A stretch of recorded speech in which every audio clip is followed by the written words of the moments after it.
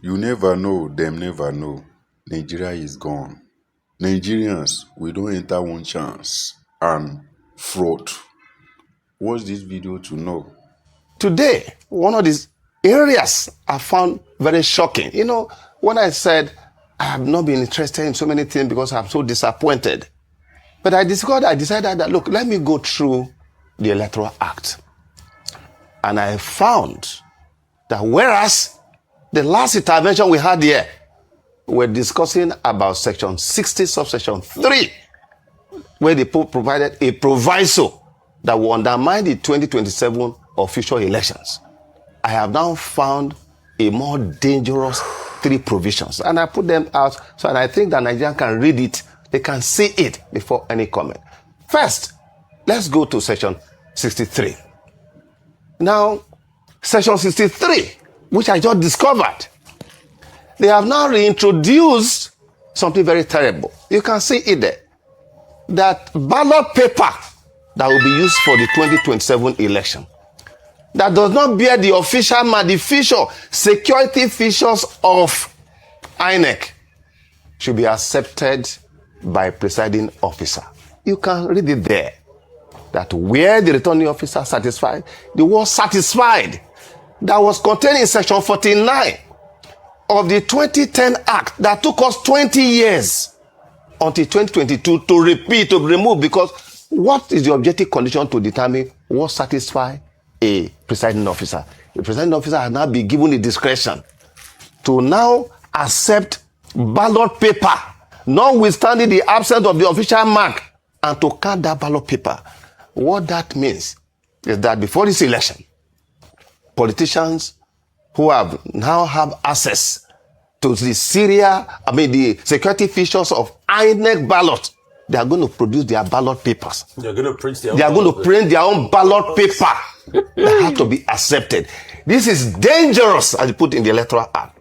Similarly, may I show section 138? No, 138. Let's go to section 138. Section 138 has been one of the rigging provisions that we have cried out to be removed.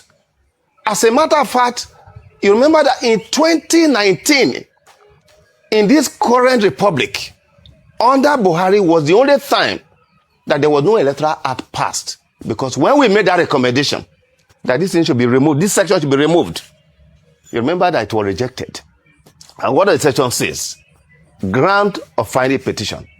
It says that an act or omission which may be contrary to the instruction or directive of the commission or of an officer appointed for the purpose of election, but which is not contrary to the provision of this act, shall not of itself be a ground for questioning the election. May I make a few observations here? You see, when you want to deceive people, you put it in words. Bring that section back again. You see, what they basically said, they were just short of referring to INEC regulations and guidelines, because the instruction and directive of INEC are contained in INEC regulation and guideline. They are saying that a presiding officer, an assistant presiding officer, a collation officer, a returning officer, they can abandon it. So they provided immunity there without revealing. Then let's go to the last section. It will interest Nigerians to know that section 137 now says that all those categories of individuals, I think the other time I provided you what we call a pyramid. All the categories that we have just mentioned, presiding officer, returning officers, it says that where the petition, that's anybody go to petition now, to go to file a petition, complains of the conduct of an electoral officer, a presiding officer, returning officer, it shall not be necessary to join such officer. That is, those who have disobeyed to follow INEC instruction and guideline, that it shall not be necessary to bring them to the commission. That was why, you remember in 2019, in 2023 and previous elections, you find that because INEC has been joined, you are saying that the people who rig election, presiding officer who actually were the maker of the document, you said because you have joined INEC as a respondent, it shall not be necessary to bring them to the tribunal. Meanwhile, the courts have always complained about what we call dumping of documents, that petitioners should come and call for oral evidence. To deal with that, under Section 137 in the 2022 Act, a new law was put in there to the effect that if document, because you remember that in the 2023 election, there were results, about 18,000 in different parts of the different, where they had different numbers of result sheets that were mutilated. You could not read them, but votes were attributed to them. But they were certified by our commission. They were taken to court. You remember that when a director of our commission, who unfairly was brought to speak to document he did not make, he was not able to read them. Yet the court will now propose under the 2022 Act that have now been removed, to the effect that once there's a complaint about non-compliance to the due process, to the extent that the document is before the court, certified as INEC document, it shall not be necessary to call oral evidence because of the fact that most of the presiding officer will not be around.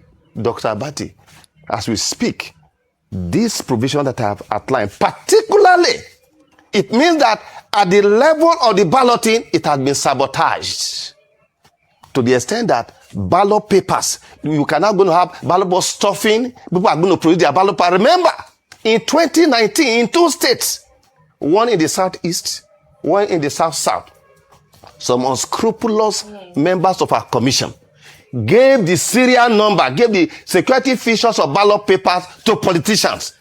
And when INEC, in the case of Imo State, went to the court to say that this document, result sheet, is not our document. But guess what?